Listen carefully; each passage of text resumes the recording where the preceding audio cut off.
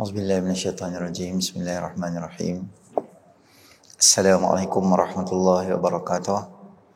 Alhamdulillahirabbil alamin. Wassalatu wassalamu ala asyrafil anbiya'i wal mursalin wa ala alihi wa sahbihi ajma'in. Subhanaka la ilma lana illa ma 'allamtana innaka antal alimul hakim. Rabbi shrah li sadri wa yassir li amri wahlul 'uqdatam min lisani yafqahu qawli, amma ba'd. Tuan-tuan puan-puan muslimin muslimat yang dirahmati oleh Allah Subhanahu wa taala. Pertamanya kita panjatkan kesyukuran kita kepada Allah Subhanahu wa taala kerana dengan limpah rahmatnya Allah Subhanahu wa taala beri kita sama-sama peluang berada di dalam majlis ilmu kita pada malam ni. Moga-moga kehadiran kita akan termasuk di dalam mizan hasanatina, di dalam timbangan amal soleh kita nanti. Amin ya rabbal alamin.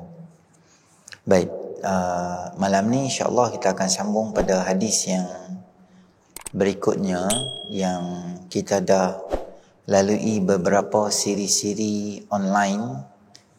Jadi sekarang kita dah boleh semuka. Kita sambung hadis berikutnya, hadis 43. Imam memendekkan masa sembahyang. Anna Anas bin Malik radhiyallahu anhu yaqul ma sallaitu wara'a imamin qattu akhaffa salatan wala atama minan nabiy sallallahu alaihi wasallam wa in kana la yasma'u buka as-sabiyyi fayukhaffifu makhafatan an tuftana ummuhu. Daripada Sayyidina Anas radhiyallahu anhu katanya, tidak pernah aku sembahyang di belakang imam seringan-ringan sembahyang, dan tiada yang terlebih sempurna daripada sembahyang di belakang junjungan baginda Rasulullah sallallahu alaihi wasallam. Kerana sesungguhnya ia waktu mendengar akan tangisan kanak-kanak, terus ia akan meringankan sembahyangnya itu kerana takut akan difitnah ibunya, yakni takut ia lalai daripada sembahyang. Kata Sayyidina Anas bin Malik radhiyallahu anhu, tak pernah aku ni semayang di belakang seorang imam yang imam tu bacaan dia pendek, ringkas dan sempurna selain daripada Nabi SAW. Maknanya Sayyidina Anas kata, aku semayang belakang Nabi ni aku rasa tenang, aku rasa selesa, aku rasa macam sempurna semayang aku, kerana imam tadi tu adalah imam yang sangat hebat ajaran dia supaya meringankan sembahyang. Kita ada dua benda lah dalam hadis ni, ada dua benda yang saya nak cakap dengan tuan-tuan. Satu adalah berkaitan dengan imam, satu disebabkan berkaitan anak-anak tadi tu.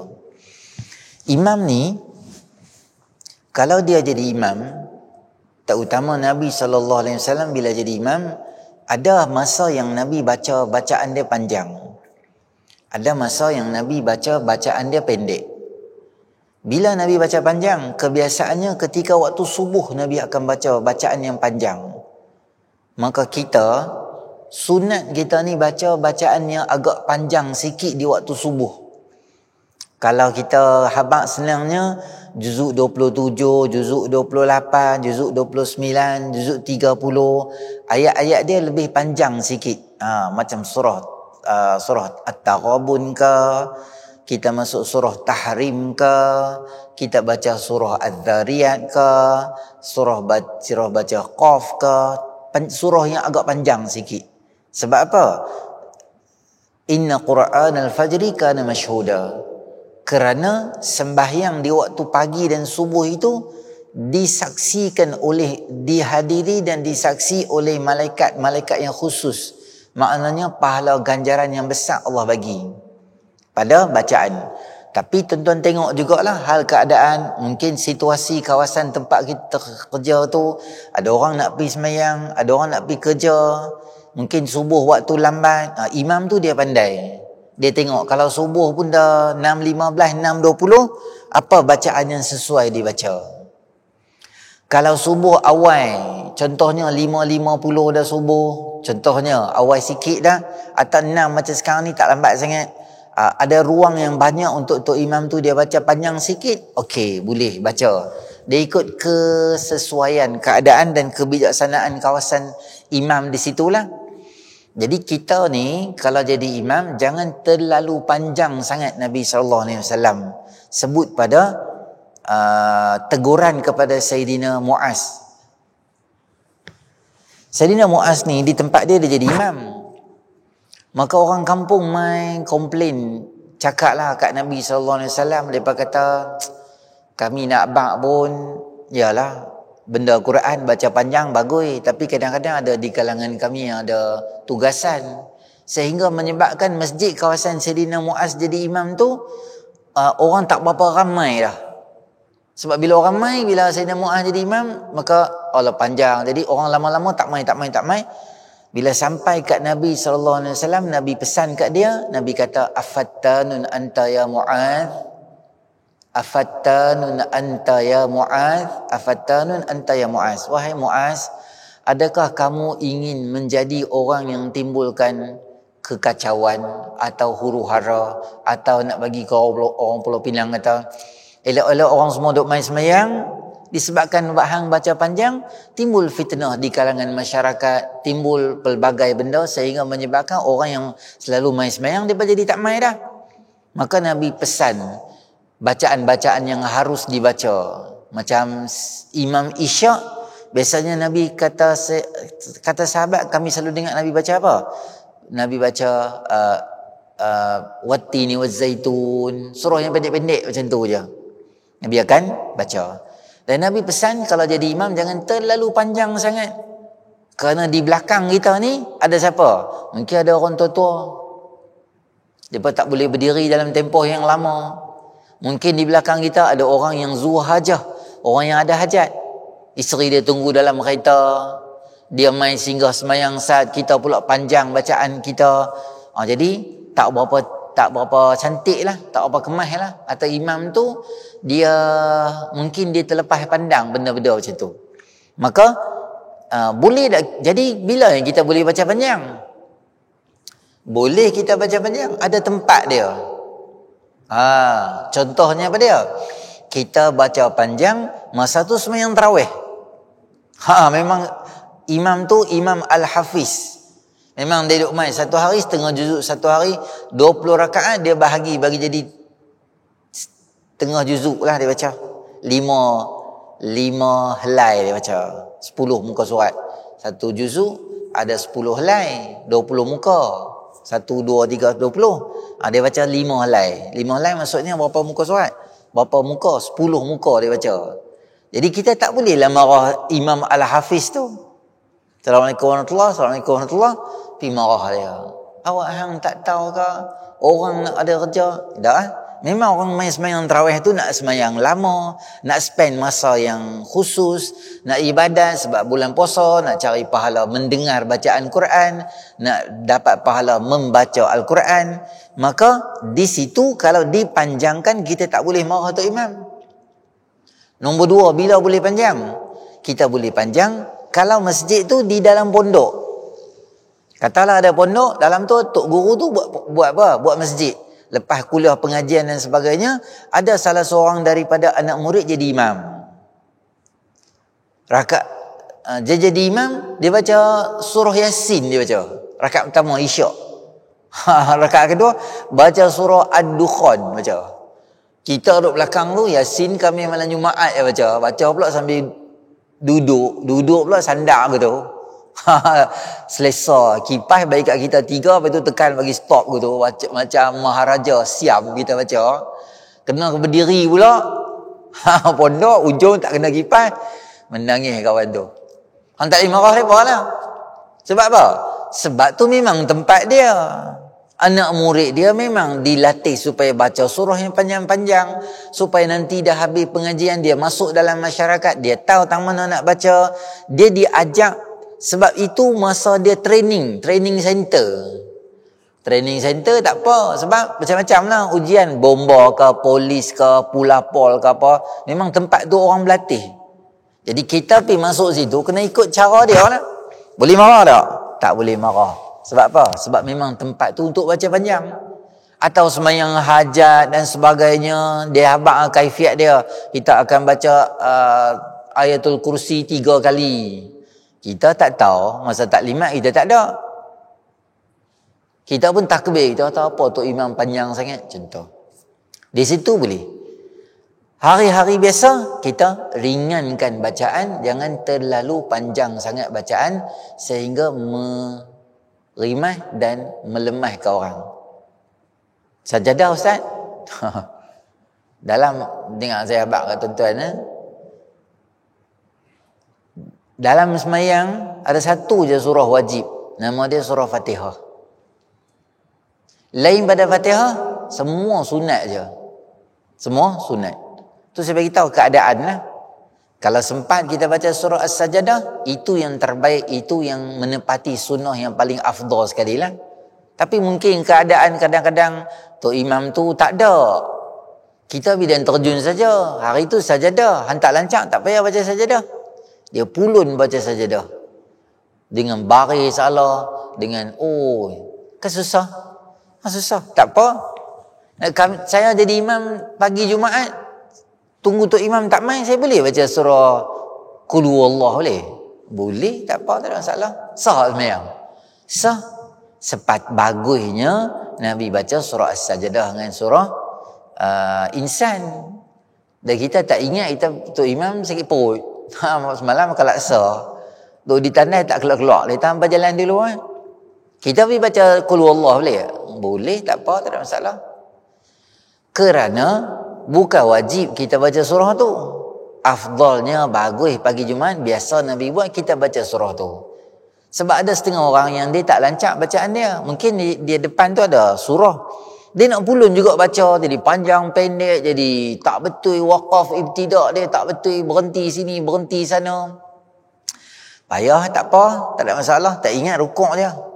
Jangan terlalu panjang. Dan dia jadi imam, dia tak boleh, dia nak pulun juga benda tu sehingga menyebabkan dia jadi meresahkan orang duk di belakang. Itu yang pertama. Yang kedua, dalam hadis ni Nabi SAW kata Sayyidina Anas, kebiasaannya bila Nabi jadi imam, kebiasaannya dalam hadis Bukhari menyebut dalam lafaz yang berbeza. Kata Sayyidina Abi Qatadah radhiyallahu anhu, an Nabi sallallahu alaihi wasallam qala, inni la aqumu fi salati uridu an utawwila fiha fa asma'u buka as-sabiyyi fa atajawwazu fi salati karahiyata an asyqa ala ummihi. Kata Sayyidina Abu Qatadah radhiyallahu anhu, kata Nabi sallallahu alaihi wasallam, aku berdiri untuk solat dan hendak memanjangkan bacaan. Dan memang Nabi Nabi nak semayang, Nabi nak baca panjang hari tu. Kemudian bila aku berdiri untuk solat dan nak memanjangkan bacaan, tetapi aku mendengar suara anak kecil menangis, sehingga aku mempersingkatkannya kerana bimbang tangisan itu akan menyusahkan ibunya. Kedua-dua ni riwayat Imam Bukhari dan lafaz yang berbeza. Tuan-tuan, bahagian kedua daripada hadis ni Nabi nak abang kat kita beberapa benda lah. Yang pertama saya nak abang, tak salah bawa budak-budak kecil main masjid, tak salah. Kerana dalam hadis tadi tu Nabi tak kata selepas daripada sembahyang aku nak marah mak tu sebab awak mak tu bawa baby main sembahyang. Dia dah tahu baby tu, dia tak payahlah main sembahyang. Nabi tak cakap ke tu. Nabi kata apa? Aku nak ringankan sembahyang supaya tak mau meresahkan mak tu. Maka di sini timbul satu persoalan di kalangan para alim ulama menyatakan bahawa tidak ada kesalahan membawa bayi-bayi yang kecil ke masjid, terutama bila kadang-kadang kita tengok suasana kita sekarang ni dah boleh dah kita nak singgah semayang, ada orang musafir. Dia masuk, dia main semayang. Mungkin kita tak tahulah, mungkin suami dia semayang kat depan, dia semayang kat belakang, atau suami dia nak bergiliak nak semayang dengan dia, suami dia sakit perut, masuk tandai tak keluar-keluar, waktu nak habis dah.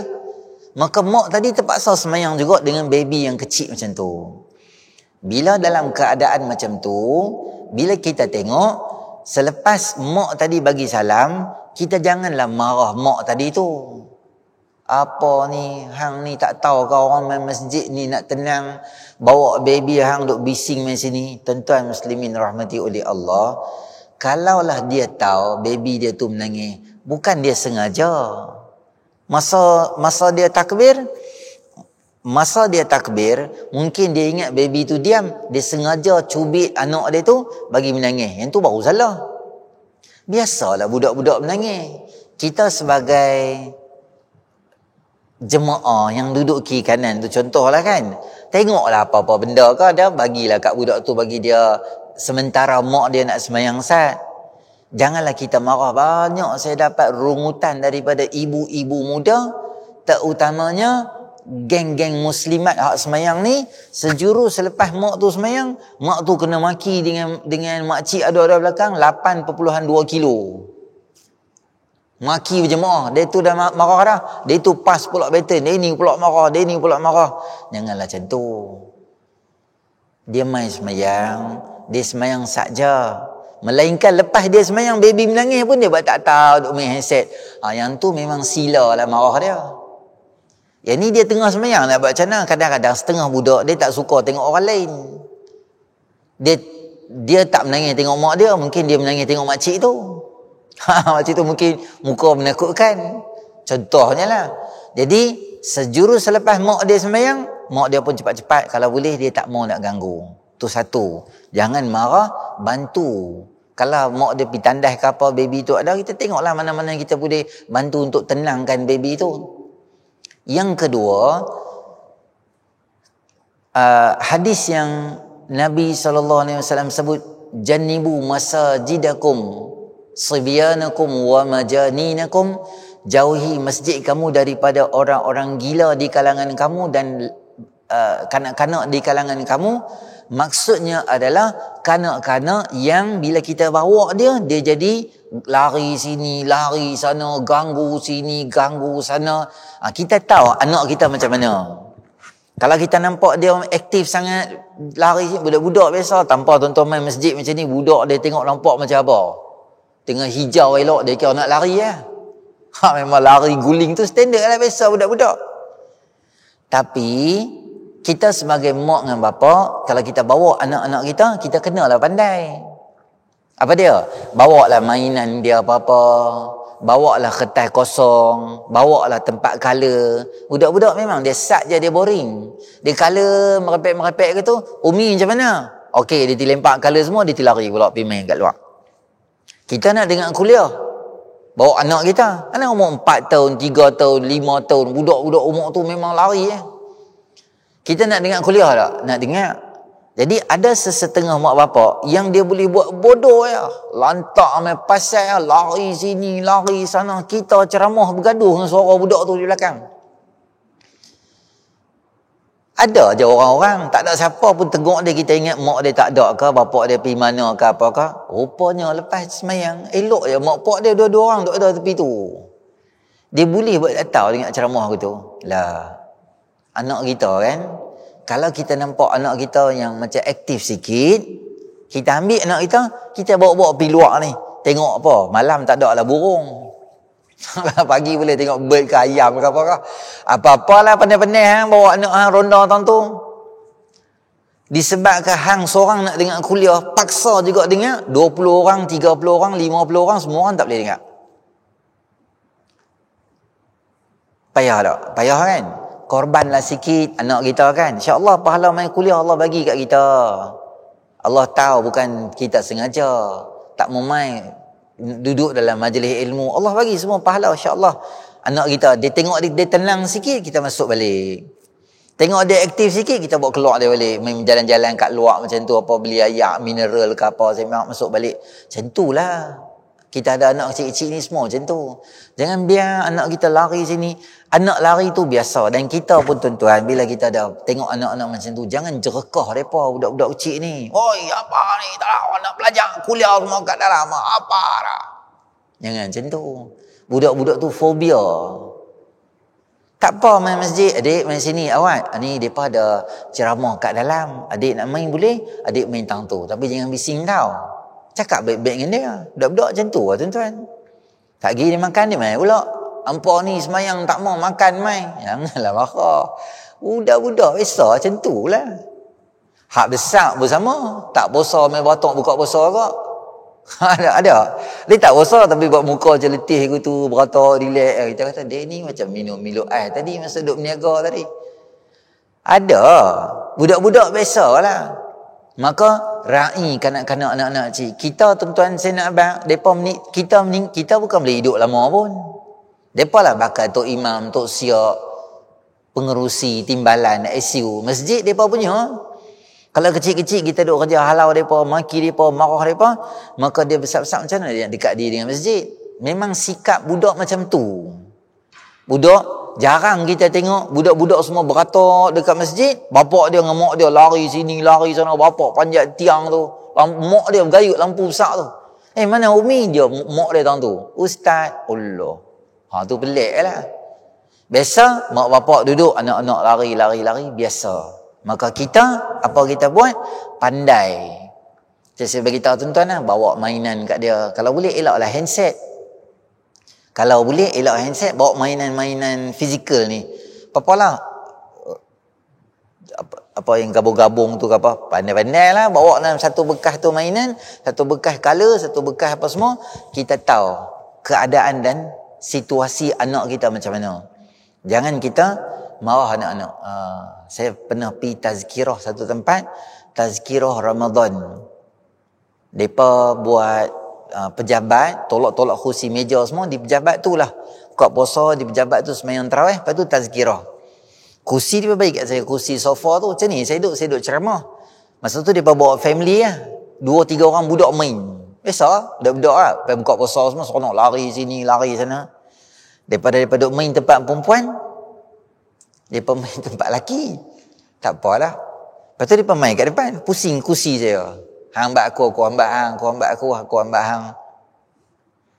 Mapak dia ada situ. Tak apalah. Dia main panjat atas kursi pula. Panjat kursi. Cabut kopi aku baling semua. Yang herannya, bapak dia ada situ. Bapak dia saya tak tahu tu bapak dia. Bapak dia gila. Bapak dia macam satu hiburan lah. Kopi aku terbang. La ilallah. Lepas habis ceramah tu elok je bapak dia semayang tepi dia semua duduk makan semua. Ada bapak dia. Dah tengok anak sampai macam tu ambil lah anak tu kan, pergilah mana-mana ke apa, bagi dia tenang sikit. Tu kadang-kadang mak bapak ni pun satu apa, iyalah kita kalau kata hang tengah sembahyang khusyuk tak apa juga, duduk saja gitu je. Jadi dia ada unsur-unsur, kalau boleh kita jangan ada unsur-unsur mengganggu. Tapi Nabi tak marah budak tu sebab budak tu kecil. Kerana Nabi tak mau kalau budak tu duk still menangis. Yang pertama, mak dia semayang tak tenang. Mak dia rasa, mak anak aku kacau orang. Mak dia semayang cepat-cepat. Jadi serabut mak dia. Bayangkanlah tuan-tuan, kita semayang rakaat kedua, dengar budak menangis. Jadi Tok Imam tak boleh baca, jangan dia baca panjang dah rakaat kedua tu. Ringkaskan bacaan, semayang yang ringkas sikit supaya mak dia tadi tak disalahkan satgi. Dan orang lain yang semayang tu makin lama suara budak ni dia makin lama makin kuat. Alah dia merap, tidur tak betul. Atau dia mengantuk, atau dia nak susu. Ada setengah budak dia nak buai, baru boleh tidur. Ada setengah budak mak dia kena bawa dia. Macam-macam lah style tidur budak-budak ni. Mungkin dia ngantuk, dia nak susu ke apa ke. Pelbagai kemungkinan boleh ada. Maka jangan kita marah kepada mak tadi yang bawa budak-budak tu. Dan budak mana, mak mana pun dia tak mau sengaja bagi bising kacau orang kat masjid tu, dia tak buat lah. Ya, memang masjid dijadikan untuk kita berada dalam keadaan tenang, keadaan yang selesa bila semayang. Tapi kadang-kadang ada macam kita ni pula masjid singgah. Masjid negeri ni tuan-tuan, selesa parking, selesa orang nak mandi ke, musafir nak berhenti sat ke apa dan sebagainya, maka pelbagai situasi akan ada. Maka Nabi SAW ajak pada kita supaya lebih berkasih sayang. Lebih berkasih sayang. Tak utama ada budak-budak mai ke apa-apa, kita jadilah macam abang dia, macam bapak dia, supaya anak-anak kita tu bila dia main masjid tu dia rasa selesa.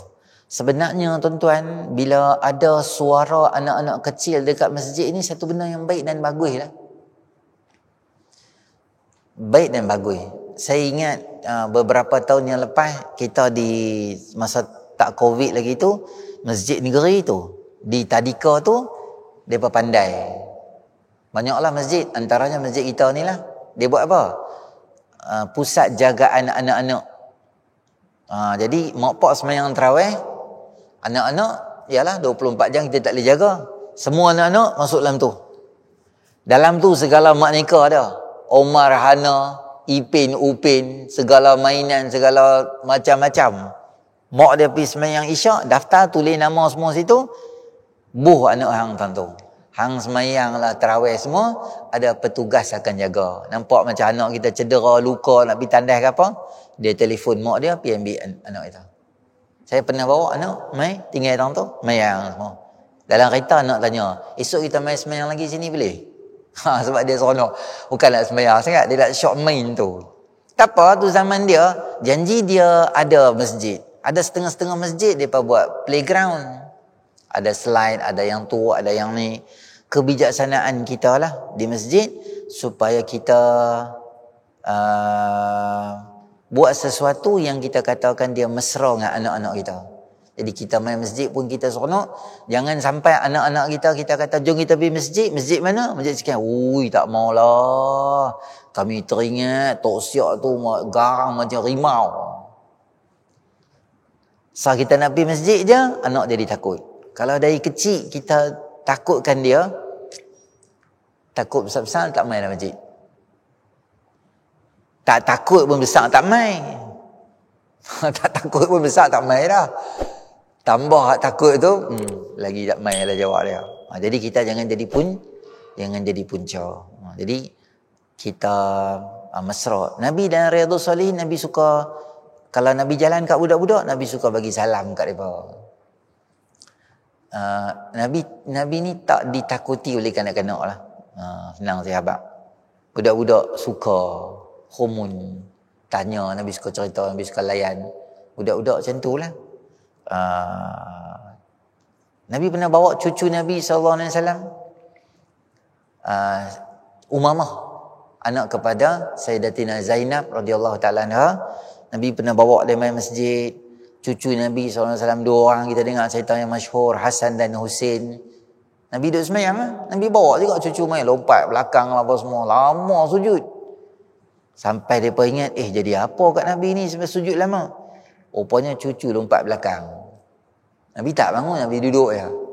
Cuba kita, cucu kita main lompat. Sat Tok Wan bagi salam, tabur hampa teruk. Cucu tu takut ya. Boleh main masjid semua, kita jaga adab dia. Kalau dia pakai pampers dan sebagainya, tukar semua elok-elok. Adalah beberapa benda yang kita kena jaga, jadi parenting yang baik. Dengan amalkan apa yang diajak oleh baginda Rasulullah SAW. Terutamanya, dalam hadis tadi kita balik, Nabi kata, aku tak mau meresahkan mak tadi tu. Tak mau meresahkan mak. Kata Imam Suyuti dalam fatwa dia, ini adalah benda yang boleh daripada hadis ni kita bawa anak-anak kecil main semayang. Kalau dia menangis, tak apalah, tu dalam tempoh yang saja. Kemudian lepas semayang, mak dia akan cover anak dia balik. Jadi tuan-tuan muslimin rahmati oleh Allah SWT, itu beberapa adab lah. Apabila kita main masjid, kita main surau, ada beberapa adab-adab dia. Dan anak-anak ni tuan-tuan, saya nak pesan juga, kadang-kadang ada mak yang pandai. Dia bawa color, bawa sharpener. Tapi budak-budak tu dia sharp, dia lempak dekat kapet masjid. Biasalah budak maka kita sebagai mak budak atau ayah budak, kita dah clear bawa mainan semua dah kita nak balik, kita kemas, pastikan balik cantik balik tempat tu. Ada kotoran-kotoran apakah anak kita buat, anak kita minum air kotak tak habis, tok kat situ, tok kat sini dan sebagainya. Makanan, minuman kalau boleh budak-budak kita duduk di luar. Yang tu yang paling bagus. Budak-budak ni macam tu lah, tuan-tuan, dia pegang air kotak, kita bagi kat dia tekan, cuat keluar gitu. Nanti kapet sini pula aircon, nanti dia bau, orang nak sujud tak selesa. Makanan, minuman kalau boleh kita ajak anak-anak kita makan dan minum tu di luar. Kita ajaklah, dia tak tahu. Kita kata jom, sekarang waktu makan, bolehlah makan kat luar semua. Makan kat luar pun jagalah adab dia dengan elok. Jadi kita tengok kalau family mai, keluarga mai sembahyang, kita cari jalan untuk memudahkan orang dalam sembahyang. Jadi banyak hadis Nabi SAW tegur sahabat-sahabat supaya jangan terlalu panjang. Dan seorang imam yang baik adalah imam yang disenangi oleh makmum. Imam disenangi oleh makmum. Makmum seronok tengok dia, tenang tengok dia, macam mesra dengan orang. Macam mana Nabi SAW dengan Sayyidina Anas bin Malik. Sayyidina Anas ni dia, Nabi selesa dengan dia. Okey. Itu saja yang baik pada Allah, yang kurang sempurna atas kelemahan saya sendiri. A'udzubillahi minasyaitonirrajim. Bismillahirrahmanirrahim. Alhamdulillahirabbil alamin. Wassalatu wassalamu ala asyrafil anbiya'i wal mursalin wa ala rasulil ajma'in. Allahumma anfa'na bima 'allamtana wa 'allimna ma yanfa'una wa zidna 'ilma. Rabbana atina fid dunya hasanah wa fil akhirati hasanah wa qina adzabannar. Sallallahu ala sayidina Muhammadin nabiyil ummi wa ala rasulil ajma'in. Alhamdulillahirabbil alamin. Assalamualaikum warahmatullahi wabarakatuh.